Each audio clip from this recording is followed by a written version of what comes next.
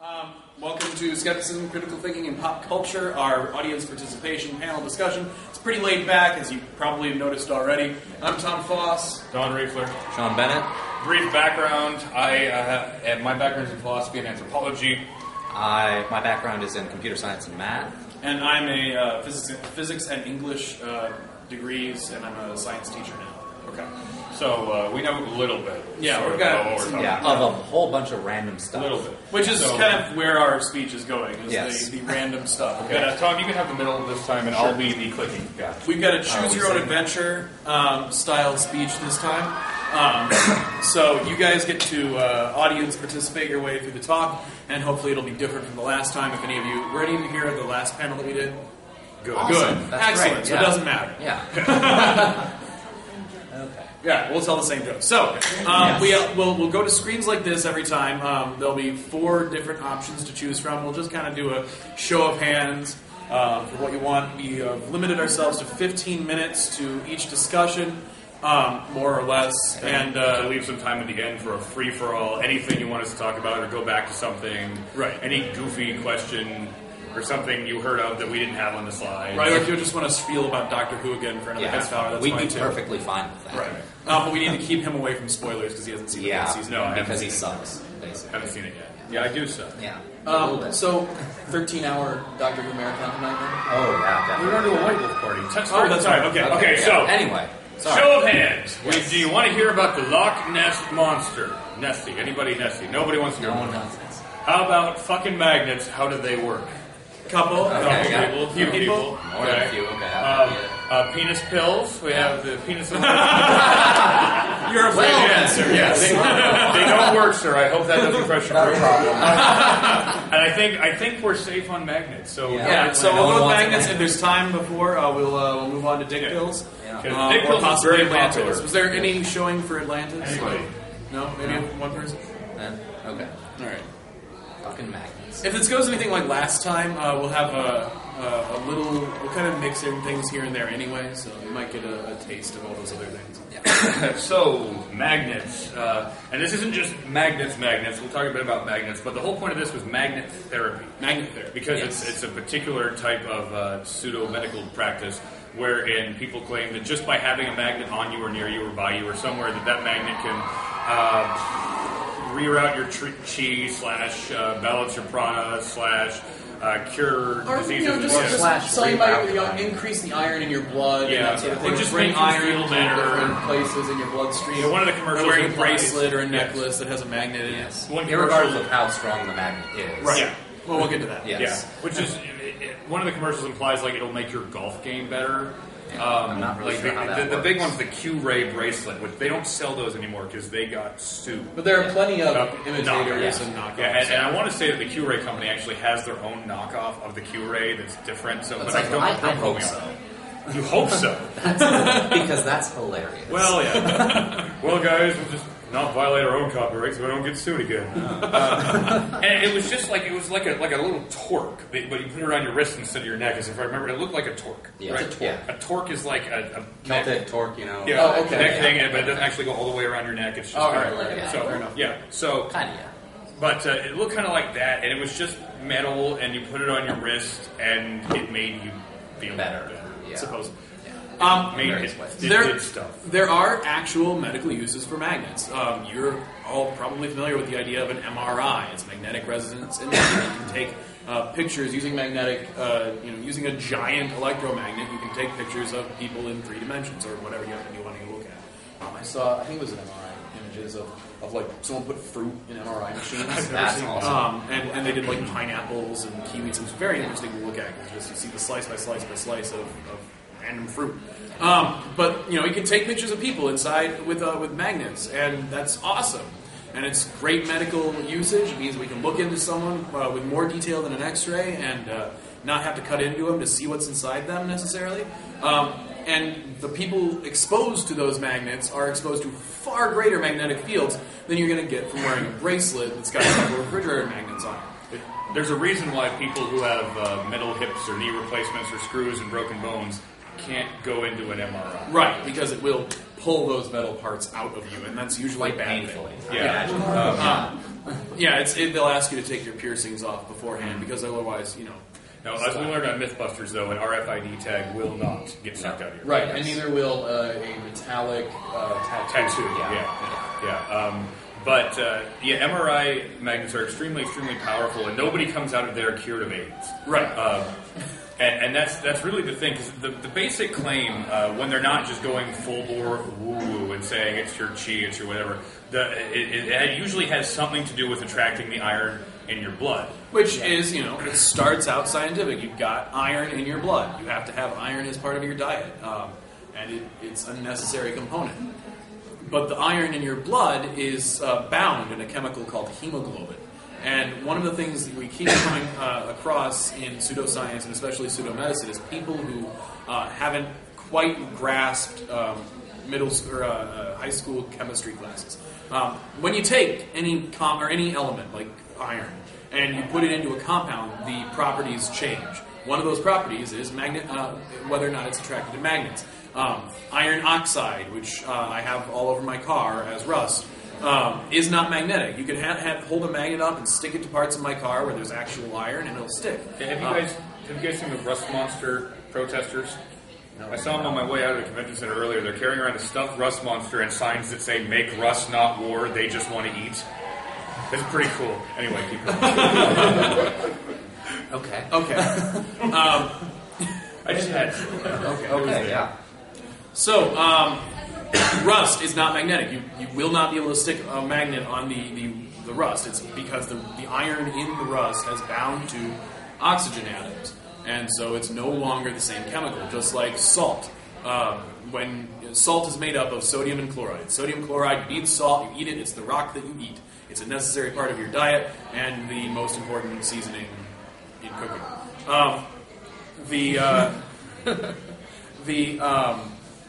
Salt, table salt, is made up of sodium and chlorine. Sodium is a metal that catches fire when it's exposed to water. And chlorine is a gas that will suffocate you if you breathe it in. And poisonous and corrosive. Very bad in all sorts of ways. Bad. And so these are two deadly, deadly elements that when mixed together make something that you need to survive. The properties of chemicals change when they are in compounds. The same is true of iron, and the iron in your blood is in that kind of compound. That's part of why your blood is red, is because of the hemoglobin. It's like rust is red-ish. Sorry. Another interesting point is that they ask you to take all these metal things off when you're in an MRI. So obviously, all the rest of the things in your body are not magnetic. Right. Or you couldn't go into an MRI without dying. Yeah, it would be a very interesting death. Yeah. Scrape Mrs. Smith off the inside of the MRI machine. Yeah. Got another one. What'd she come out with? Death. Yeah. She had a side of death. You can't cure that. An MRI machine. You need one with blood. You cure that way. And it's obviously absurd on the face of it. Yeah, that your blood is not magnetic. And even so, let's say your blood was magnetic, but for some reason you didn't explode in an MRI machine. A weak little magnet here, and let's say it worked. Let's say for the sake of argument that your blood was magnetic, that the magnet worked to do something to the iron in your blood to attract it. Why would you want all your blood right there? Yeah.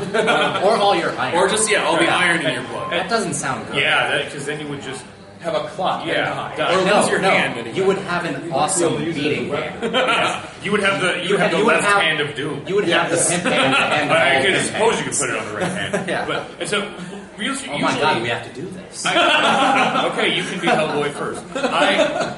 I don't. I'm stupid. One thing that goes on, like the reason people think these things work generally, because it's not like they've ever really been tested. Well, they've been tested. Oh, okay. Yeah. It's not like they've had The tests any. have been ignored. Yes.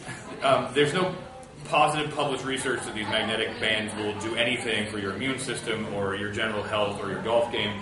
But what tends to happen is what's called, there's two things at play here. First is called confirmation bias, and that's when you remember the stuff that you want to remember because it confirms what you already think. So if you already think it's going to work, you're going to notice all the times after you put on the bracelet that you seem to be feeling better or you seem to be doing better and chalk it up to the bracelet. And that's also what's called the post hoc ergo propter hoc fallacy. I know it's a long, boring Latin term, but what it means is after something, therefore because of it. And so you put it on, your golf game's really good next Saturday. Holy shit, this bracelet works. And you ignore all the other things that you did in between because you're inclined to believe that the bracelets was improving your golf game. But if I practice a couple of days in between, or if I go to the putting greens a couple of days, You if have I just to have happen a to have good a really night's sleep. right. Yeah. You're not There are thinking plenty of about other things that could have caused that, or it could just be law of averages. Sometimes I'm going to have a good game of golf. Sometimes I'm going to have a bad game of golf. That's a complete lie because I never have a good game of golf because I'm no good at golf. I never have one because I don't play golf. Right. I've tried. It was not great. It didn't take. I like frisbee golf, so we'll Yes, that's very assume good. we're talking about Disc frisbee golf is good too. Yes, Frisbee well, that's the generic term. Okay. He uses name brand frisbees. Right. I see. Right. I wear Band-Aids and I use Kleenex. So do I. Okay. So does Do you everybody. use Xerox machines? No. No, no, I have an Epson. I have a nothing. So do you want to move on to how fucking magnets work? So has everybody seen the video we're referencing here? Okay, good. 'Cause we wouldn't want it to go over your heads because it's way too funny. Yeah. If you haven't seen it, you need to just leave right now. Google and go see Insane it. Clown Posse Seriously. Miracles and see if you can sit through all of it without just laughing. If you haven't seen it, it's amazing. Yeah, it's 'Cause- fucking miracles all up in this. Yeah, because Violet J, he says, let's see, earth, fire, wind, and dirt, fucking magnets, how do they work? And I don't want to talk to no scientists, because y'all motherfuckers lying and making me pissed. Yeah. That's what it So the irony is that he couldn't have recorded that lyric without magnets. is. Yeah. It's kind of important in recording it. Yeah, it's kind of part of the microphone. Minor. So basically, a magnetic field is produced by a moving electric current. Well, current means it's moving, but By moving electricity. yeah. Yes. And so that's the case at least in electromagnets, ferromagnets, which are the kind that you would stick to your refrigerator to hold things up. Those work on a similar principle. They produce a magnetic field, but it's because they have particular iron compounds in them that allow a static magnetic field to be produced. It's because of the arrangement of the iron atoms or the iron molecules in the magnet that cause the magnetic field. You can actually make a magnet by rubbing like a needle or something else that has iron in it on a magnetic surface or rubbing something else, and then you can also destroy a magnet, like you take a refrigerator magnet and heat it or smack it with a hammer enough times, it will no longer be magnetic. So that's how magnets work. It is how magnets work. Thank you, Tom. What else? Anything else about Q-ray bracelets, or can we move on? I can move on. All right. Yeah. So you want to move on to the next slide, or see if we can get 5 minutes on one of the other topics? You want to talk about dick pills? Dick pills. I totally Yeah. meant to talk about dick pills. Dick pills is a lot of fun. The one thing I wondered about transcranial magnetic stimulation, which is like a new experimental alternative to ECT, does that...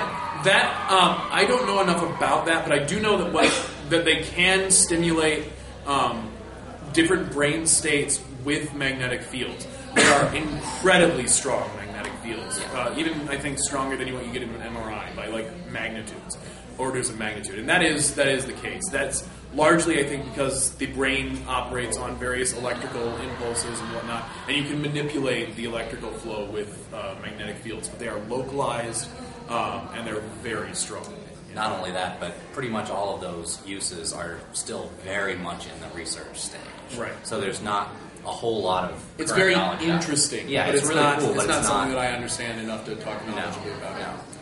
Okay, so for the gentleman in the orange, I hope you don't need these, but you need to hear about them. Apparently, we got about 4 minutes to talk about penis enlargement pills. So we get back to the confirmation bias. If there's a very people generally don't go around every day measuring their dicks. Most people, I do. you're not people. Yeah, we didn't need to know that.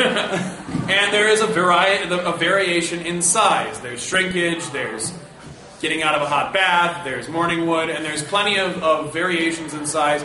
Generally, variations in shape and curvature and various other things, and severity of erection, and so on and so forth. That can change the size by small amounts or large amounts. Depending on what time of day it is or how aroused a person is. So, even if you were measuring your dick twice a day to follow the effects of your Enzyte pills, there's a good chance that you could be influenced by various sorts of bias, or that you could be have measuring error that can cause, again, that confirmation bias. I took the Enzyte, I expect my dick to grow. Hey, it's a little bit bigger, it feels a little bigger, or whatever. Yeah, and not only that, if you're measuring your dick, you may be doing it wrong because they never actually say what the pill will make bigger. Right. It's always that special part of the male anatomy. And they expect to draw the conclusion. If I like have a lot of pride in my nose, maybe that's my special part. But they never say that, and then they never even they're very vague as to what it does. Enhancement, or it'll make it longer, and by it could be, is sex going to last longer? Is your dick going to be longer? They're never very specific about these things, and so it's hard to tell if it's working or not when they're not telling you what it's supposed to do. They want you to assume what it's supposed to do because they can't tell you what it's supposed to do because they don't want to go through the FDA because it doesn't freaking work. Enzyte, the CEO of Enzyte got 25 years in prison for fraudulent practice or fraudulent credit card fraud and fraudulent advertising practices, and they were fined millions and millions of dollars. And Smile and Bob is still on the TV. Yeah, could somebody shut the door, please? Thank you. Apparently, Inuyasha is. That panel. It's the guy. It's who? Who is it? Okay. That's why the screams are so high pitched. Got it. So, and now I sat through Extends is another one that hasn't supplanted Enzyte, but they kind of coexist. And I sat through an entire half-hour Extends infomercial one night at work. It's bad enough watching the commercials with the old guy and his son who are race car drivers. Yeah. Oh yeah. I really don't need to know about old guys. Hey, no offense, Dad, my penis is longer. Thanks, son. That's great. Yeah. Let's go drive cars into a wall. It was kind of painful to watch this, but I used to work third shift, and so that's what's on. Yeah. When Adult Swim has run twice, you're stuck with these. And so I watched an entire one, and Ron Jeremy was there because he needs, Lord knows, his penis is very small. And that's exactly how he got a long dick. Yeah. Was dick pills that weren't on sale. Yeah, dick pills that weren't on sale in the 70s. And they had these doctors. They had this hot girl who was interviewing these doctors who were just whoring themselves for Enzyte. And the doctors would never say anything specific. And the best thing in the whole commercial was, and I'll just leave you with this because we're about out of time, was they asked, has science proven Enzyte to work? And the doctor's answer was, each ingredient has been scientifically validated. And I interpret that to mean science recognizes that all of these ingredients exist. Okay, so doesn't tell us what they do, doesn't tell us what they are, doesn't tell us that they've been shown to work. Doesn't even tell us that they're safe. But you're supposed to assume that. But yeah, the bottom line of that is that you can sell pretty much anything under the heading of dietary supplements, as long as you don't make specific claims about what it can do medically. There are certain kinds of claims they're allowed to make, and if they overstep their bounds, they can be sued, they can be fined, and so on and so forth. All right. So, but for a lot of these things, being fined is essentially the cost of doing business. Right. And it doesn't really stop. Let's try to save all questions and discussion toward the end so we can get through what we have. Last year when we did something similar to this, we totally ran out of time, so we're trying to self-limit here. So questions at the end. Okay, we got faith healing. We got gold scams. Those are big these days. Alien abductions and spiritualism. So faith healing. A couple. Okay. Yeah. Gold scams. A few more. Okay. And Alien abductions.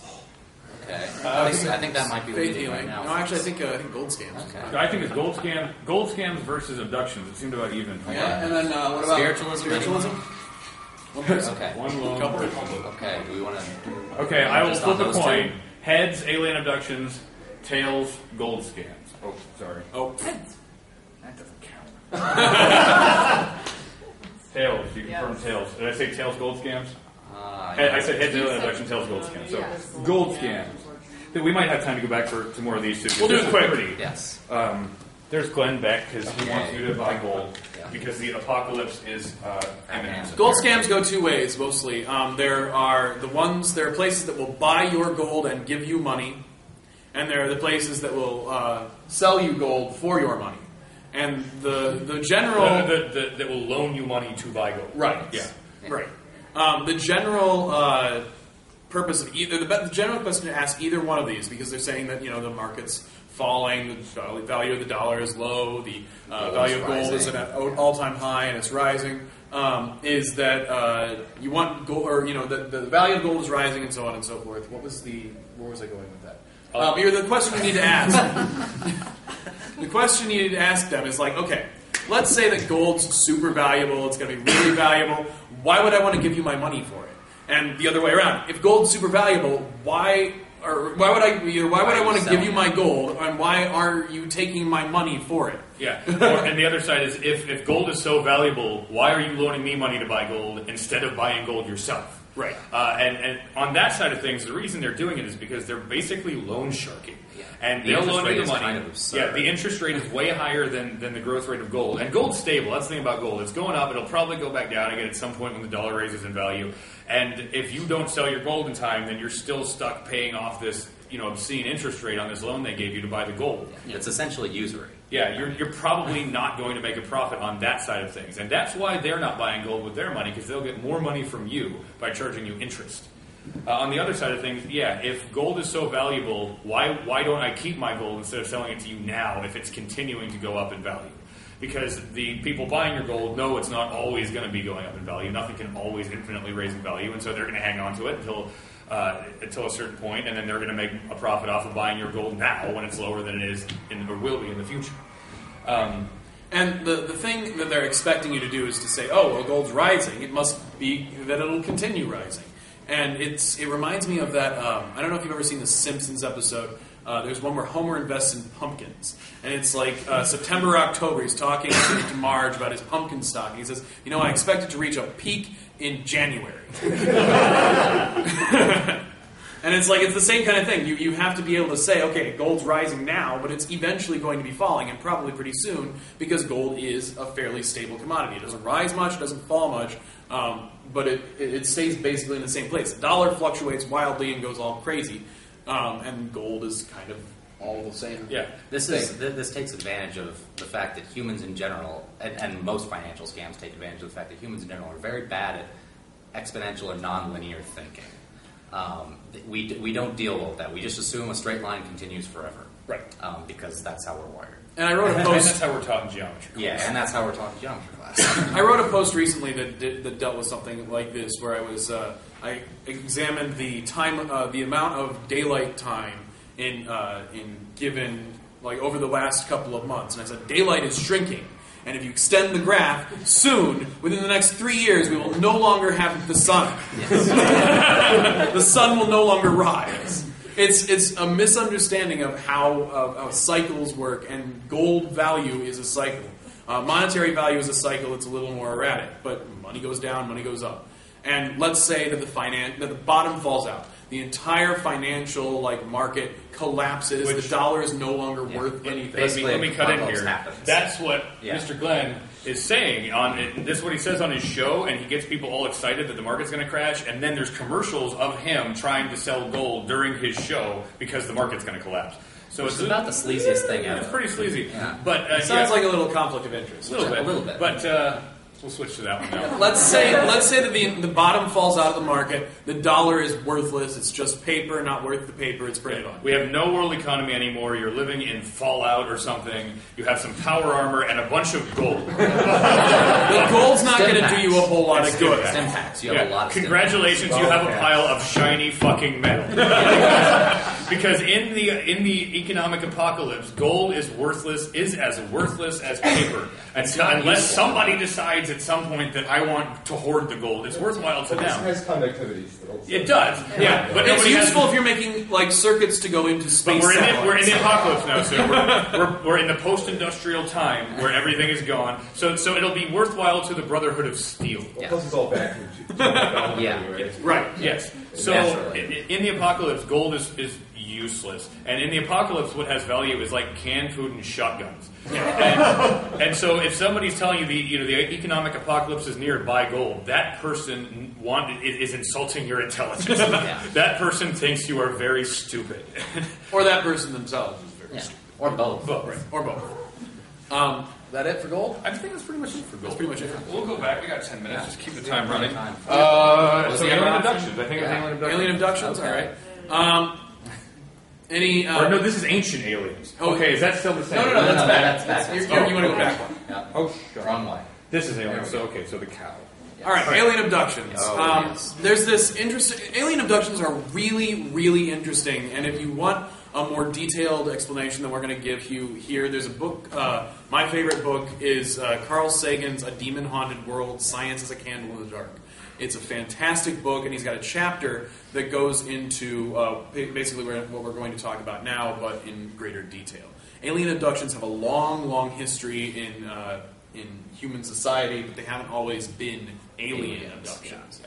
And I'm also going to go into more detail about this specifically in a talk I'm giving at 4 called Culture and the Paranormal, which is kind of an anthropological, surface-level anthropological look at paranormal beliefs across the world.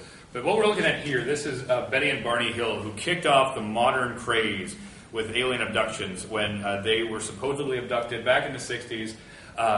And it was the like they had missing time. They thought they had lost 2 hours, and so that's and since then people have had missing time when they were abducted. They don't they have no memory. They're just driving down the street, and suddenly they look at the clock, and it's 2 hours later than it was a minute ago. That kind of thing. And, which is something that while there's the thing about Betty and Barney Hill is that they didn't report the story initially. As I recall, they were both, or she was kind of a UFO enthusiast to begin with.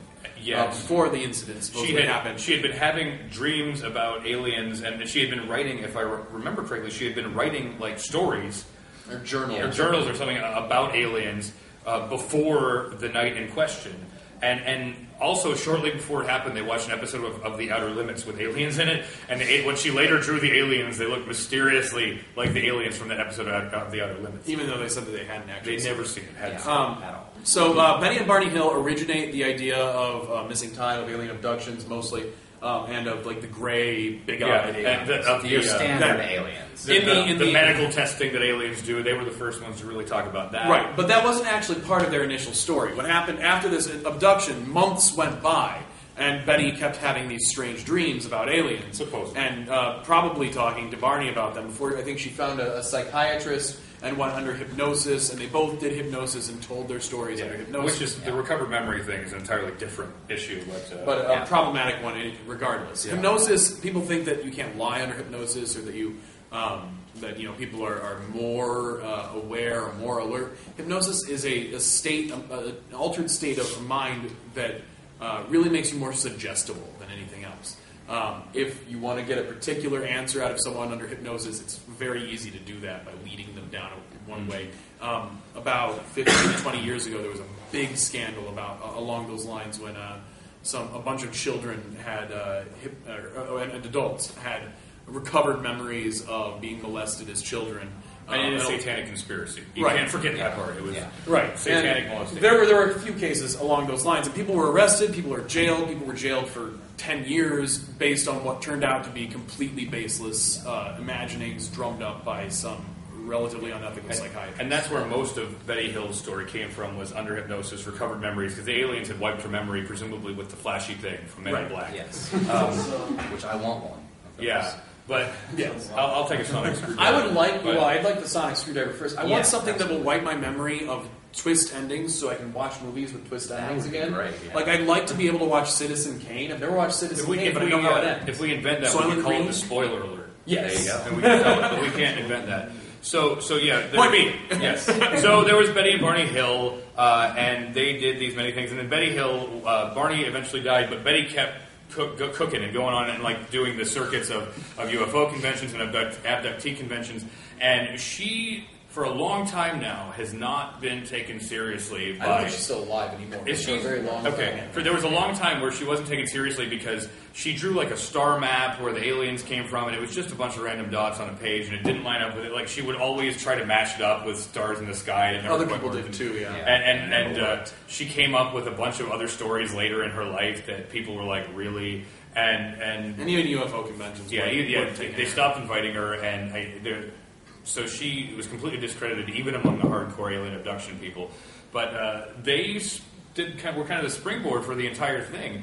And so you get Travis Walton, who had this movie Fire in the Sky, which was about the story him and his redneck friends made up. And there was Communion by Whitley Strieber, which was a big alien abduction book. And then there's just support groups for people. There is or was a Harvard psychologist who believes wholeheartedly these people are actually being abducted by aliens, because nobody doubts they're having an experience. Well, I doubt that Travis Walton had an experience. I think he made it up.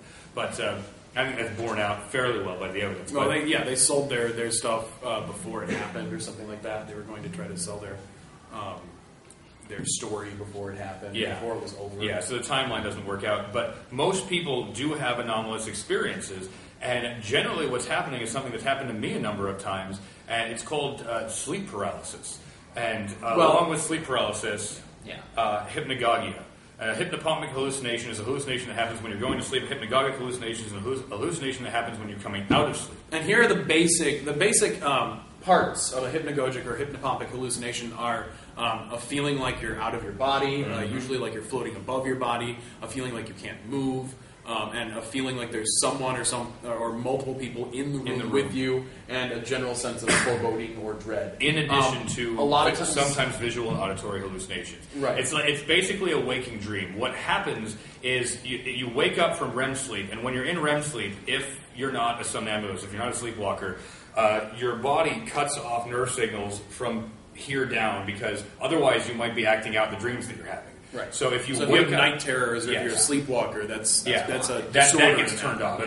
But if you wake up and you're still in REM sleep, and your body just has a bit of a short this time, you can't move at all because your body still thinks you're asleep for a moment. One time it happened to me for 15 minutes. I could have sworn, we roomed together in college, and I could have sworn that there was somebody, like I felt a presence, I knew it was in his bedroom, even though I know he was out of the house, and whoever it was listening to the Beach Boys. No shit, I remember hearing the Beach Boys, and then finally, after 15 minutes of watching the clock and being completely unable to move, I snapped out of it, and the Beach Boys were gone, there was no presence, I walked around, and I was like, okay, that was fucking weird. He was abducted by surfers. Beach Boys. Yes.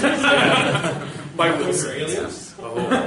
But hey, it's like they're like the aliens in Signs because they're allergic to water, or at least the one of them is. Ryan Wilson's allergic to water. Yeah. But he just hates it. Another common symptom is like a feeling like someone is sitting or lying on your chest. Yeah, that's where you get the succubus thing. Well, and that's if you go back in time, the traits that we assign to alien abductions now are the same traits that a few 50, 60, 100 years ago people were assigning to succubi and incubi and or demons, fairies, or little fairies people. even before that. Yes, and it's the same kind of thing over and over. Where you've got this sense of a malevolent presence. It comes in the night. It's got these particular symptoms of being on top of you or of you feeling out of your body. You can induce a lot of these same kinds of brain states with drugs or with certain kinds of stimulation. I know they've done some stuff with the magnetic stimulation for the out-of-body experience. Yeah, you can. I think I remember reading about that, where you could induce somebody to feel like they are standing behind themselves, which would be really cool if you could induce it for like a video game or something. Yes. Because you could like induce the feeling that you are the guy in the TV. And like just take that self-presence module of your brain and throw it out over there, which would be really cool for VR. I think we got about a minute left, and I do want to... well, one thing that I think we should mention is that this is a lot of pseudoscience relies on this idea that your senses are somehow an infallible way of looking at the world around you, or somehow recording what's going around you in an absolutely perfect way, and they are not. Your brain does all the interpretation of what your senses bring in, and your brain is prone to doing crazy shit that you can't necessarily, get around. Like a perfect example of that are just very simple visual illusions. Right, optical illusions. You see them all the time, and it's your brain screwing up. Right, and the rest of your senses are no different. Right, and so it's a leap to say what's happening in my brain must therefore, what I'm seeing, what I'm sensing is therefore happening in reality. People take that too far and say, oh, you might be a brain in the jar, or you might be in the Matrix, or whatever. But there is, for something that is completely personal, that, you wake up and your wife has had, or your husband, or whoever, has had no, they haven't seen the aliens, they didn't see the bright light and all that. it's a leap to say, well, this must not have been a dream. It must have been something that only occurred to me, only I noticed, and it must have been real. You have to have some additional reason to think that it's happening outside your brain. Occam's razor comes into play, really, because stuff like sleep paralysis and hypnagogia is stuff we know exists, has been demonstrated, and it's really scary. Yeah, like when it happens to you, it is fucking scary. And so you believe that it's happening. Adding in the extraneous hypothesis that it was aliens, when the far more likely explanation is it was this thing that we know happens and not aliens that we don't actually know exists, it just violates the basic principle of Occam's razor. So, okay, these four. We have detox, dowsing, what the bleep do we know, and ancient astronauts. All right, so for detox, couple. All right, dowsing, about the same. Ancient astronauts. A few more. And what the bleep do we know? What is that? I've never heard of it. It's a bad movie. Very bad. I'll call it for astronauts. I think it was close between that and what the bleep. And if there's time, we'll do what the bleep as well, because that's really quick. This is a mine in a spaceship. Yeah. Supposedly. Very, very. It's a pretty cool drawing from Mayan Temple that Eric von Daniken, who started the ancient aliens craze back in the 60s or 70s, Danish guy, wrote a book called Chariots of the Gods, and he found this, which real archaeologists had looked at it and figured out what it was, interpreted it, and damned if I can remember what it is. I should know, but I don't know. But von Daniken looked at it and he went, I'm not an archaeologist, but that's a dude in a spaceship. He lacked all relevant archaeological context to understand what the weird symbolic crap. And it kind of does look like a guy in a spaceship or on a speeder bike or something. Yeah, no, It looks like a guy on a motorcycle. I was thinking like a drill tank, like this is a drill, and he's like... He's going to the center of the Earth to set off It's the bomb. opposite of a spaceship. So, the ancient aliens thing, the basic claim that people make is that there are these ancient cultures that had magnificent architectural achievements. The Great Pyramids, or the Mayan Pyramids, or Stonehenge, or the Nazca Lines, which I think our next picture is... It's something else. I didn't put a Nazca Line. The Nazca Lines, Stonehenge... Nazca lines are those things that they make pictures that are supposedly only visible from the sky. Easter Island. The guy on the hillside in Devon or whatever. The giant guy with the big wang. The giant dick. Yeah, the guy who took Ensign. The one that they put Homer Simpson next to. Right. So that's the basic claim, is that they did these great things, but they couldn't have done it themselves because they're savages. They're stupid.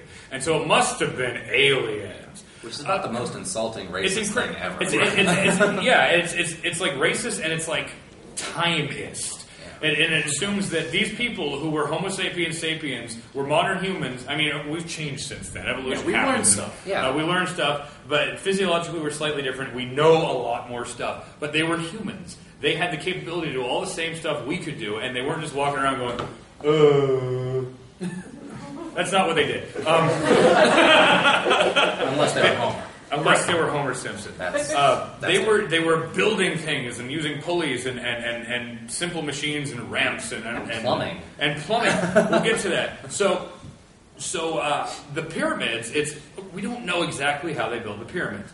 What we do know is that there are worker housing facilities off to the side of the Great Pyramids housing hundreds of workers for many years at a time. We also know, because of the accounting records, they were paid. They weren't actually slaves.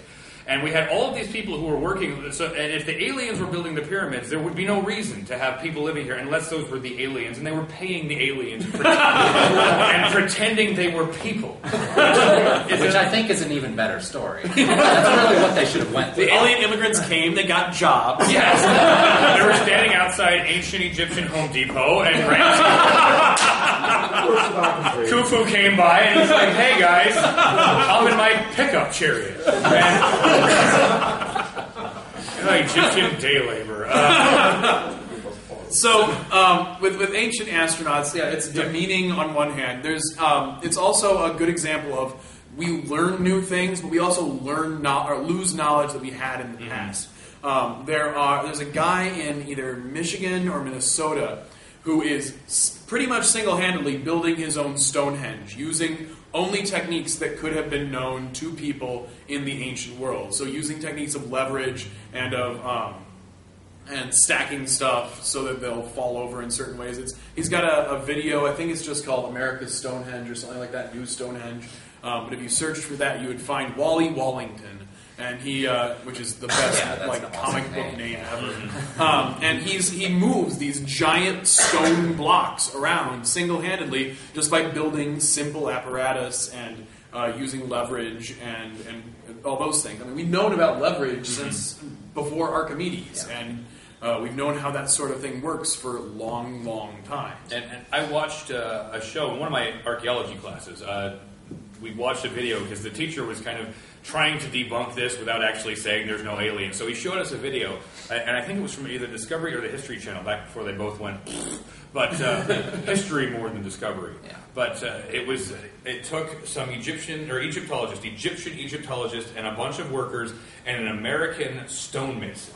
And they all got together and tried to figure out how can we do this. And they had a limited amount of time to build a small pyramid, but with blocks that were the same size, basically build the cap of the Great Pyramid. And they did it using nothing but the technology that we know the Egyptians had. Sleds, they built runners from the quarry, because the quarry, the rocks didn't come in from far away. The bricks were quarried right in the backyard of the pyramids.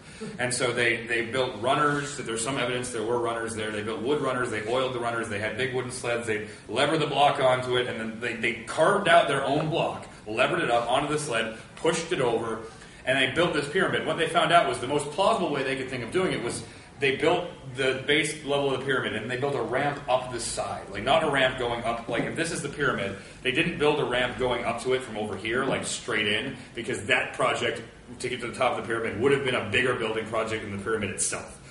So they built like a wrapping ramp around the pyramid, and that's how they got this thing built in under a week with Egyptian technology. It could be done, which tells us it probably wasn't aliens.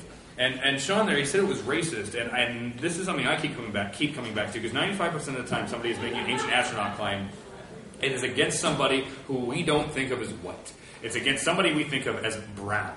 Either Mayans or Aztecs or Nubians, as in the case of Great Zimbabwe, or Egyptians who weren't Nubians, but they're not white either. But if this slide is a picture of ancient Mycenae, which is an ancestral Greek culture. That's the Lion Gate. And some of these blocks, maybe not these ones in this picture, but some of the blocks they used to build Mycenae were about the size of some of the ones they used in the pyramids. In addition to having a 10-foot thick wall with a corridor underneath it so runners could bring supplies to the guards on top, they also had indoor plumbing. This was 3,000 years ago. They had indoor plumbing. And nobody ever says, well, those Mycenaeans, it must have been aliens.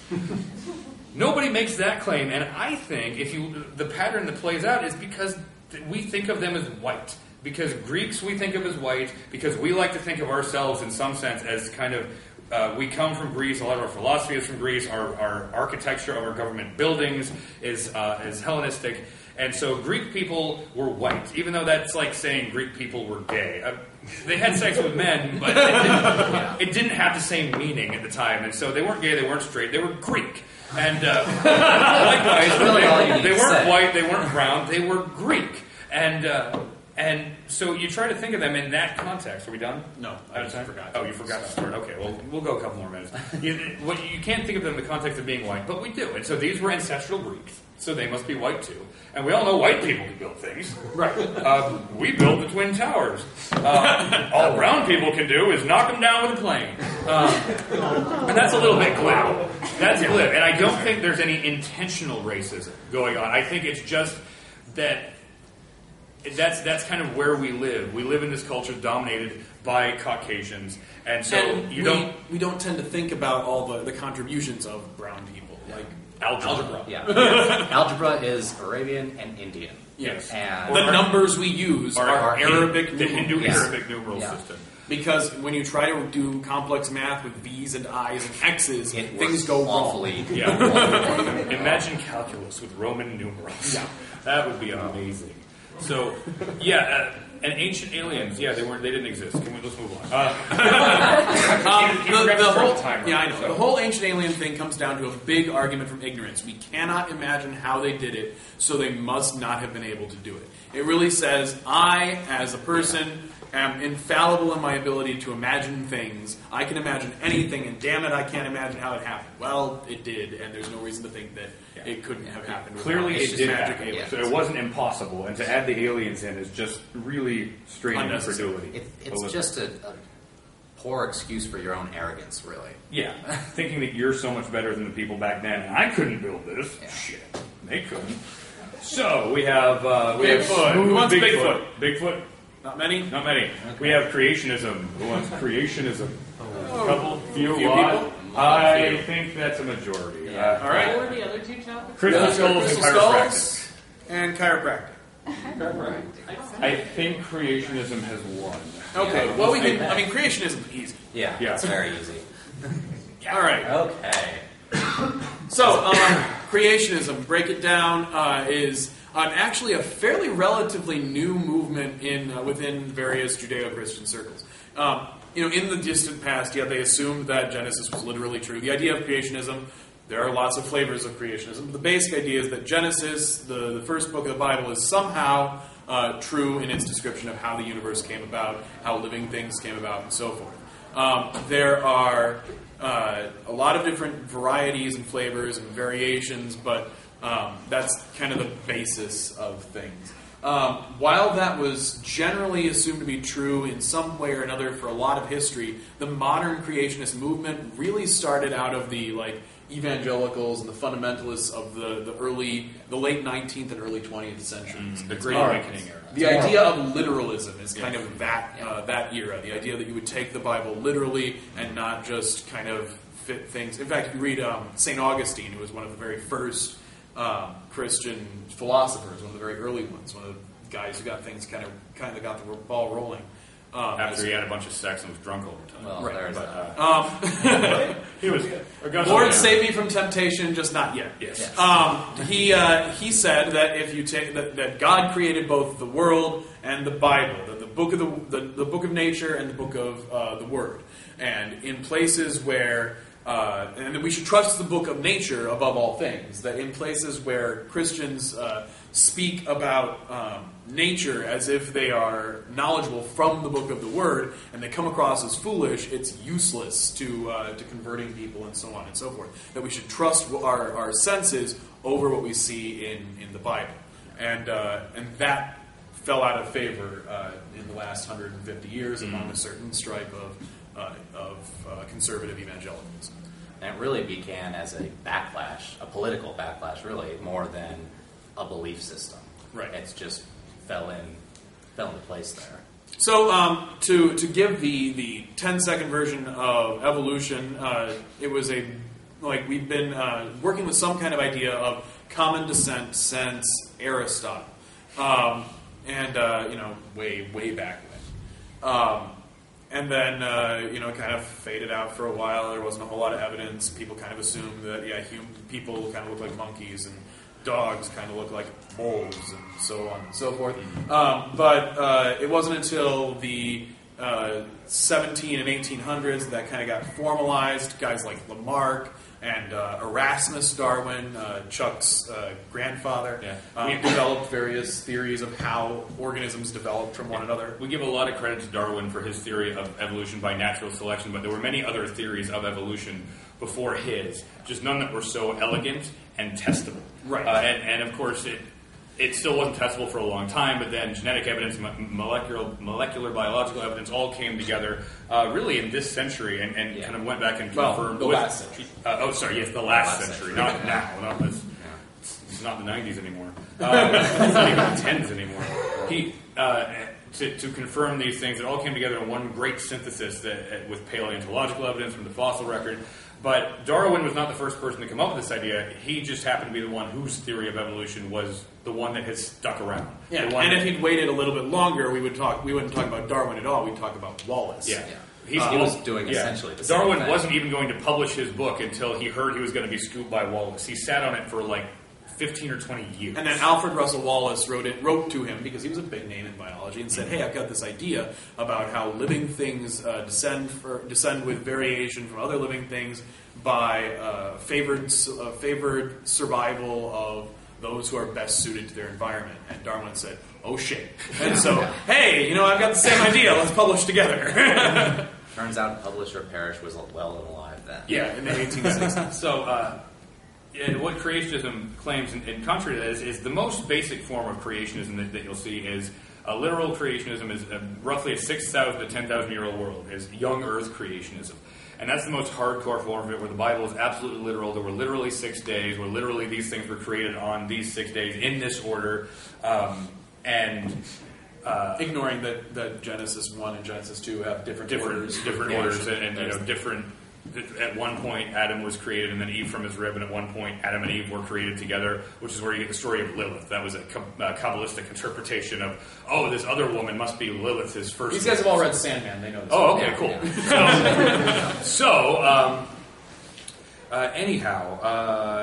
But then there's also Old Earth creationism, which extends out to 100,000-ish years sometimes. There are a couple of different kinds. There's Old Earth creationism. There's gap theory, where everything was created in 6 days, and then a bunch of billion years passed, and now we're here. Or day-age creationism, where each of those 6 days represents a geological age of indeterminate length. And omphalism. Yes. And omphalism, where everything was created recently, but looks old. Which is like last Tuesdayism. Right. Which states that the world was created last Tuesday, and it just looks like it's been around for a long time. And we've all been created with memories from before then already in situ. Which is great, and it could be true, we just never know, because it's completely unfalsifiable, and so it's totally... And it suggests a terrible trickster god at the top of things. Which is kind of...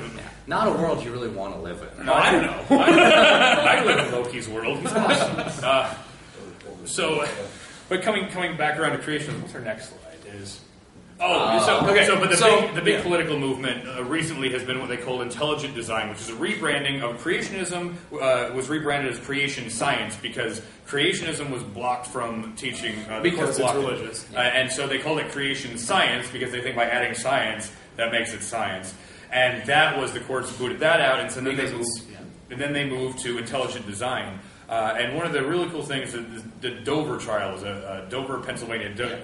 What is it? The Dover state of Pennsylvania versus Dover School Board or something like that. Where they were trying to get intelligent design taught in that class or that school district. And they were saying, no, it's not creationism. We're different from creationism because we're not talking about who the creator is, and we're not saying how long it happened. We're just saying there's this thing that's irreducible complexity, and there are certain things that are complex systems, biological systems, that when you break them down and take parts away, they cease to function as that system, and therefore they couldn't have evolved. There must have been some type of intelligent designer at some step along the way. And so they're saying this isn't creationism, it's intelligent design, it's totally different. And what they found out when they looked through, was it Pandas and People? It was Pandas and People. Which was an intelligent design textbook, basically. Now, there's a lot of epic fail to be had in the creation intelligent design movement. Of Pandas and People is a great example. It's an intelligent design textbook. Now, if you take your average high school biology textbook, that's what they were trying to do, was get into biology classes. Average high school biology textbook, about that thick. Of Pandas and People, it's very small. So they were looking at the early proofs of this, of Pandas and People, and what they found, I think it was the Center for Science and Education, the NCS. The NCSE, the National Center for Science and Education. What they found in the early proofs, before it went through the editing process, was a word. It was this portmanteau, and the word was... First, it didn't go straight to that. The earliest proofs of Pandas and People talked about creationism and creationist and the creator and God. Yeah. The later ones, back when it was published during Creation Science, the later copies of Pandas and People talked about the designer and design proponents and intelligent design, and not talking about God usually. Just the designer. The designer. And if you look at the rest of the words, they were exactly the same. But there was a transitional fossil in the middle, if you will. A proof that I don't think was ever published, but it was a draft of it, where in one place... It talks, instead about creationists and instead about design proponents, it talks about design proponentists, where someone accidentally highlighted the wrong part of the word creationists, and so you have the word design proponents inside the word creationists. Yes. It's the transitional fossil that kind of was a major nail in the As they were coffin of that evolving case. from the From creation science from the to primitive intelligent form design. to intelligent design, and so it got booted out in this court case as well. And There were a lot of other great There moments. were- Michael Behe, the only big luminary of the intelligent design movement to appear in the trial, said that if intelligent design is a science, if we are to consider intelligent design a science, admitted this on the stand, under oath, that you would also have to consider astrology a science, which was kind of a big And so the idea of irreducible complexity, which is kind of silly on its own because they never say they talk a lot about information theory, which they don't understand at all. Which I don't either, but I know they don't because I've talked to information theorists who can't say it. They appeal to authority much. They say that, okay, if you remove parts, then this thing can't function. For a while, they were big on the bacterial flagellum or the clotting the cascade or the system, immune system, which is all since we figured out how those work. Mostly because scientists were like, oh, that couldn't have evolved? Fuck you, that could have evolved. Let's find out how it evolved. So Ken Miller, who is a big proponent of evolution, who happens to be a Catholic as well, so take that, religious people who say that you can't be religious and believe in evolution too. Because the Catholic Church actually does support evolution. That's true. I don't know. Evangelists don't actually consider the Catholic Church to be I know, that's true. Yeah. And I think Ratzinger has said some things that kind of went back on some of the stuff that John Paul II said. But so they use the mousetrap as an example of if you remove one single part of the mousetrap, it will no longer function. And Ken Miller came in and straight-faced, didn't even mention it, sat down in the stand under oath with a tie clipped together with a mousetrap that had the bar removed. And the point here was that, yes, it will no longer function as a mousetrap, but it functions as a perfectly good tie clip if you remove one part. And so if you say, like, the eye, if you remove one part of our eye, it no longer functions as an eye. Well, not like an eye like this, but a light-sensitive spot is still better than no light sensitivity at all. Something that helps you glide, if you remove parts from a wing and you just get these flappy, glidey things, it's still better than not being able to glide.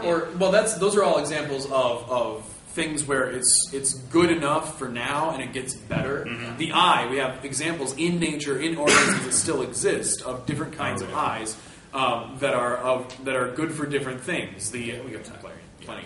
Like planaria just have an indentation that has some light sensitive spots in it. It's good enough for planaria; they can see which way is up and which way is down, and whether or not prey crosses over them. The nautilus has an eye that's like indented here, so it only lets light in certain places. It can sense direction, but it can't see very clearly. And then we have an eye that sees very clearly, and eagles have eyes that see even more clearly. And cephalopods have an awesome eye because our eye has a blind spot in the middle where the optic nerve goes through into the brain, and the brain fills in basically what it expects to see in that blind spot. Because most of what you're sensing, you're actually perceiving in your head. You're not actually like... It's a philosophical thing. Yeah. But... squids have an eye without a freaking blind spot. And I would like to think if there was an intelligent designer at work, he would have given me that too. I would like that. Not only that, we wouldn't have cancer, and we wouldn't have Alzheimer's, and we wouldn't have arthritis. I wouldn't have allergies. And we wouldn't He have... was a kind designer. Right, that's It's true. Loki again. Yeah, if you He want, was a moderately inept designer. if you want to talk about David Hume, it was just a god who didn't care. A philosopher in his dialogues concerning natural religion, the conclusion they came to was if God exists, then he probably just doesn't care because some of the stuff around here really sucks. As far as going back to like the irreducible complexity, one of the things we find in evolution is that organisms are great at taking existing structures that have that work for one purpose and adapting them to some other purpose, which is kind of what we were going for. Mm-hmm. But like, for instance, with wings, feathers may not have started out as flight or even as gliding, but as... Velociraptors were fully feathered. Remember this. Jurassic Park got it way wrong. They were this big. And Jurassic Park was right for what they knew at the time. Oh, that's true. No, they were still too big. They knew they were this big. Yeah, they were like... chicken size. Yeah. But feathers may have been for showing off for mates, attracting mates. They may have been for warmth. A lot of the early feathered dinosaurs birds are dinosaurs, by the way, just so you know. don't worry about it. Look at a chicken's foot; it's scaled to dinosaurs. Yeah. A lot of them were oviraptors, so that they would eat eggs, and so they would have the feathers would help them keep those eggs warm, so that it would still be good to eat.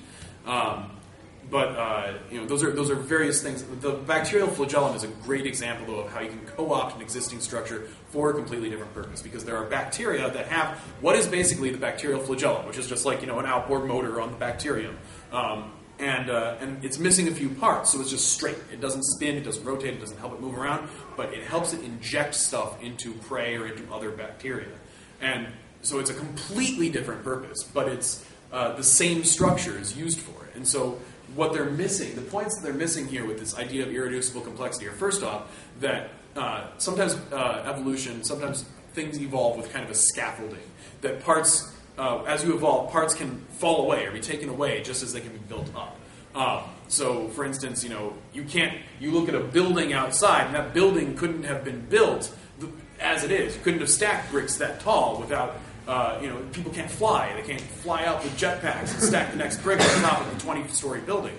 But you have scaffolds that help you do that, and then you take the scaffolds down after you're done. And the same kind of thing happens in evolution, although not quite as directed. The other thing is that, it couldn't have worked as a motor, it couldn't have worked to move the thing around, but it could have worked for something else, for some other concept. There's no greater example of the could work for something else than humans, because we're basically the best generalists in the entire animal kingdom. Right. Like, we can do this, and we can hang a poster or hammer a nail, and we can do this not because our ancestors needed to hammer nails or hang up wall scrolls, but because our ancestors needed to swing from the trees. And thus we can also use monkey bars, because we have full range of motion, because we are descended from creatures that lived in the trees. Right. There's a lot more to go with this. If you're interested in this talk, in this debate at all, in this topic at all, there's a great website called Talk Origins. It's talkorigins.org. And you could spend days on there and read through all the interesting articles. Today, let me get the time. Another one of our guys is doing a talk called Evolution, Creationism, and Gaming, which he gave 4 o'clock here. Okay, I wasn't sure if it was 3 or 4. Yeah, which he gave the other day. It was absolutely phenomenal. It was very funny, and it was very he actually had great ideas to try to work these things into game worlds. So if you're GMing and you're interested in science at all, this is great stuff to introduce. So next slide. Do you want to hear about Pinhead and his acupuncture? A couple? Few? Do you want to hear about ghost hunting? That's represented by Luigi. Yeah, a few. Do you want to hear about pyramid schemes? Raise your hands. Not many. Or the face on Mars. What? All right. It looked to me like it was down to ghost hunting. Okay, let's get an acupuncture. And ghost hunting was first. First, okay. And then acupuncture was the way I saw it. We'll go with that. So we'll start with ghost hunting. We can tackle this quickly. If anyone came to our cargo cult discussion, which I don't think you did, we talked. You did? All right. So we talked a good deal about ghost hunting. We're going to cover a lot of the same. So around here, probably. You can listen to some music or something for a little bit. Yeah. I went to the ghost photo debunking thing, and then it turned out it was actually run by ghost hunters. And I was like, How was it? Was it a rebunking? I had some. It was actually interesting in some ways. I'm not sure it was interesting in the way that a lot of the other rest of the audience. Well, here's the question that I'm going to pose to you now, because maybe we can springboard off of this. Did they give solid criteria for how to differentiate between a fake orb and a real orb? Yeah, they went through. They were like, these pictures, this is dust, this is snow, this is hair. And did they say how they knew that? Okay. It takes an awful lot for us to call something wrong. We're so well, that's what these guys used to say. They did say a lot of things no, this is obviously done. They went through a lot of pictures. They were like, this, we can tell you exactly what it is, and whatever. And then they were like, but this, who knows? Yeah. And so that's a great springboard, because a lot of what happens in ghost hunting is that appeal to ignorance, is that here's this thing that we didn't notice.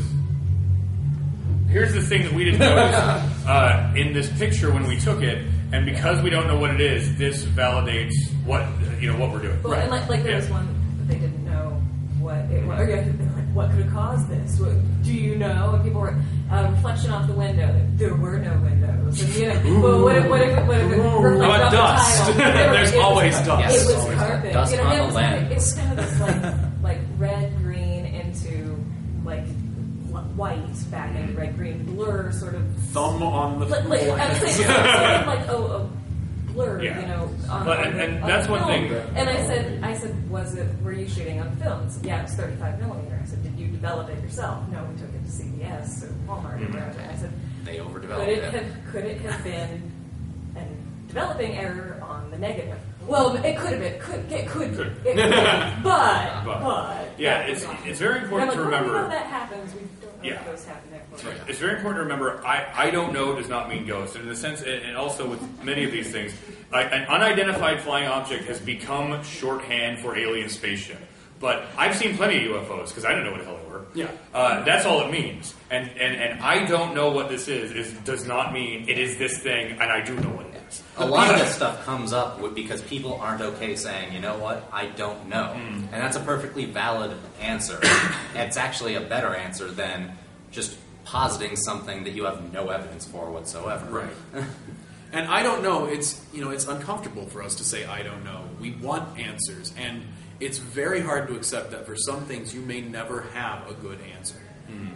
And that's a discomforting. Yeah. I want to know the answers, but we aren't going to ever find the answers by saying it must be this, therefore. That ends the investigation. Right. When you say it has to be this thing that I say it is.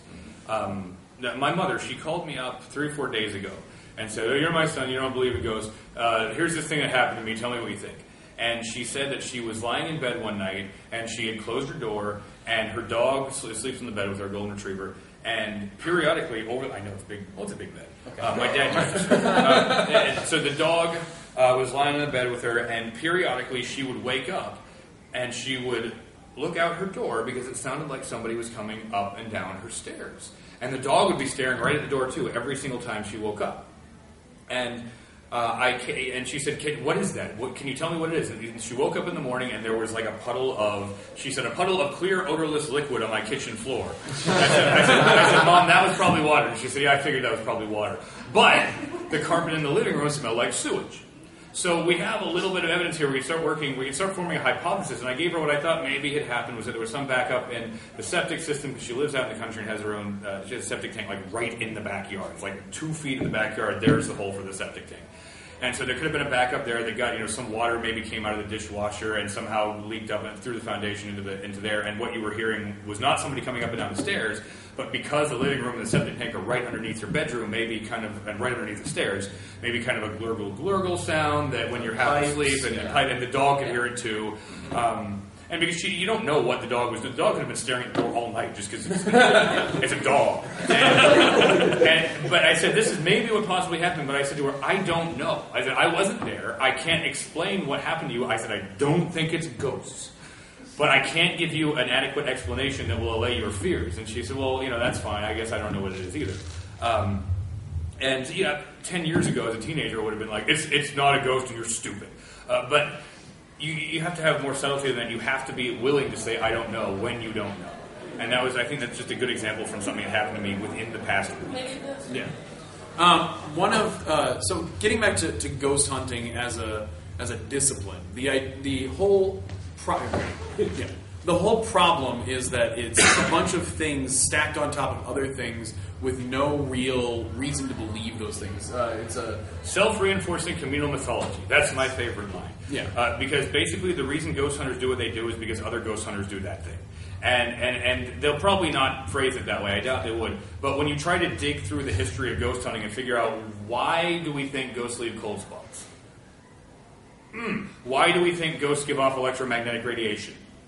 You can't really find who came up with that, but more to the point, even if you could, you can't really figure out why they thought that in the first place, and that's very, very important. And you dig down deep enough, and you get to this issue, this kind of philosophical issue of how can something that is immaterial interact with the material world, interact with physical objects you're using to measure it. By definition, something that is immaterial cannot interact with the physical world. Now, this is getting this is in a stark contrast to regular science. In science, you can trace any idea, any conclusion that we've made in science back to whoever first thought of it and why they first thought of it and what other thinkers they were looking at, what evidence they were looking at. You can follow the progression of ideas. In things like spiritualism or ghost hunting, it's a lot harder to trace that because it just seems like these ideas pop out of nowhere and then proliferate because, hey, those are cool things that let us buy new equipment. Right. Speaking of equipment, the biggest problem with ghost hunting is that, or the biggest apparent problem with ghost hunting, besides the fact that they don't have any real evidence for the things they're hunting, and if you were a hunter of anything for 30, 40, 50, 100 years and you've never caught anything, I don't think you're a very good hunter, but it's the equipment. They use scientific equipment and they don't understand how it works and they don't use it correctly. They don't use it, even if they calibrate it and use it for, correctly, so to speak. They're not using it for what it was designed for. Because none of their equipment was designed to find ghosts. It was designed to find other things, to take other data. So you start with, the biggest one that they use all the time is the EM meter, an EMF detector. Which might as well be a tricorder, the way right. Ghost! And an EMF detector detects electromagnetic fields. Electromagnetic fields are supposedly produced by ghosts. We don't know why. Because I've never heard an explanation why ghosts produce electromagnetic and how they do fields. that while somehow minimizing, like sapping heat somehow. Right. And because if they create a cold spot, either they're pushing the heat elsewhere or they're making it disappear. Right. And that second or they're thing... absorbing energy. Absorbing heat. Well, if they're creating a cold spot, if they were absorbing heat, how would the spot be cold? Unless they're absorbing it from over here to them. Right, something like that. But has anyone ever made ice cream with rock salt and water? That's an endothermic reaction. You feel it, it gets cold, and the ice cream gets, the milk and stuff freezes because there's... The rock salt and water absorbs the heat. Gotcha. So I guess the ghost would have to be surrounding the cold spot or something. Yeah, there would have to be heat, like other heat elsewhere because the energy's got to go somewhere. Right, because it can't go nowhere. That's the first law of thermodynamics. Yeah. It's hard to break that one. It is very difficult to break that one. Unless you're magic. So an EMF detector detects electromagnetic fields. Electromagnetic fields are basically produced by by electrical charges or moving magnetic fields. So, for instance, if you have like a magnet, you're swinging it in a circle, you're producing an electrical field. That's how microphones work. For instance, a vibrating magnet produces an electrical field, and that gets turned into electrical impulses, which can be recorded on magnetic tape or on a digital thing. Which remember. Among the things that ghost hunters carry are tape recorders, cameras, and all these other things that have magnets in them and are electric. And even if the ghost hunters themselves aren't carrying it and they just have the EMF detector, there's a guy 10 feet away with a video camera. Right. And there's wires on the walls, and there's lighting. And there's an all earth. sorts of other things. There's an earth with a magnetic field that fluctuates time to time, place to place. If you don't calibrate your EMF detector well or at all, small fluctuations in the Earth's magnetic field in the middle of an empty ground can still register. And so a real scientist using one of those tools for what it's intended will, at any point that he's using it, at any place, region that he's using it, calibrate it on 3 axes, on your z-axis, your x-axis, and your y-axis. You have to calibrate it in 3 ways, unless it's one of those really fancy new ones where I think you can calibrate it once and it does all 3 or something. I don't use them enough because I don't have to go find circuitry. Or ghosts. Or ghosts. And we'll make sure that they've tuned it so that it's sensitive enough that it's not collecting enough, the data that you want, but not so sensitive that it's affected by a fairly steady thing like the Earth's electromagnetic field. You can tune it to do those kinds of things, just like you can tune any instrument to weed out certain things. If you've ever used an electrical meter, like a multimeter, you've got different ranges that you can look for. You can look for things that are very small fluctuations. You can look for very large fluctuations. But doing one prevents you from doing the other with that same instrument. So an electromagnetic field, like you said, is produced by any electronic device, is by any electrical device, even by wires in the walls if there's no electricity, because those can still carry minor, subtle electrical currents or change the electrical field in the region. So that's one problem with trying to find a ghost with an EMF detector. Another thing they love to use are far infrared cameras, the ones that make the thermal imaging. The ones that look like Predators. Yeah, Predator. In that movie. Those are great. I love them. They're awesome. They turn, they can make things look all psychedelic. And you point it at someone, and you see that their face is like bright red and orange because that's where all the heat is, and anything covered by clothes is more purple or blue. It's a great vampire detector. It can do that. Yes, absolutely. If you're looking for a vampire or a zombie. Right, or if you're looking for the early 2000s Invisible Man, all very good ways to find. That was my favorite sci-fi show, of the last decade. So, but what it does is it records surface temperature. It will not record the temperature of an air spot. You will be recording the temperature of the spot on the wall beyond the air you're looking at, because ghosts apparently don't have surfaces. I don't know. I've never seen a ghost. But, and that's another thing. Let's say I can see a ghost, all right? If I'm seeing a ghost, that means that somehow photons are bouncing off the ghost. Light is bouncing off the ghost and into my eyes, or passing through the ghost and into my eyes. But that means that the ghost is somehow interacting with that light. So in order to interact with that light, it has to do stuff to the light. It has to be a surface or have some material. Otherwise, I wouldn't be able to see it. It'd be invisible. And that goes for cameras, too. If cameras took invisible things and made them visible, they wouldn't be useful as cameras. They wouldn't be useful to take pictures of people. The whole point is that you want a faithful representation of the person you're looking at. You don't want a representation of all the infrared and ultraviolet light that you can't see on this film, because you wouldn't get a picture that looked anything like whoever you were taking a picture of. So that's cameras, that's thermal imaging. Thermal imaging is great if you're looking at something with a surface. If you want to find zombies, that's fine. Yes. The other big one is EVP, which is the same problem as the camera. Let's take a tape recorder. We're going to leave it alone in a room for several hours or overnight. We'll come back. We'll crank up the volume. We'll listen for anything that sounds like a voice saying something recognizable. So one of the big things with the EVP is that they'll claim that either the ghost has to be making a noise, or the ghost has to be somehow interfacing with the machinery to change the magnetic. Because using their electromagnetic powers to somehow interface directly and make something that sounds kind of like hello.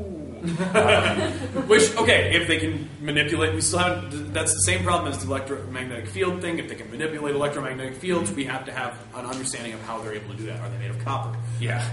So, so here's the thing about dead people, though. What can they do? Because when there's a radio, when there's a tape recorder around, all they can do is go. Oh. But if they're talking to a psychic, then all they can do is give letters and say my name starts with J, and I want my uncle to know that I still love him. But they can't. How come they can't say that into the tape recorder? And how come, my name is J. And how come they can't tell Sylvia Brown? Why doesn't John Edwards say, "I'm getting get out"? we attended the Indiana Ghost Trackers Day one a couple of years ago. We attended it, and they played an awesome EVP where you can hear them walking along and talking, and then you hear a ghost go, "Fuck!"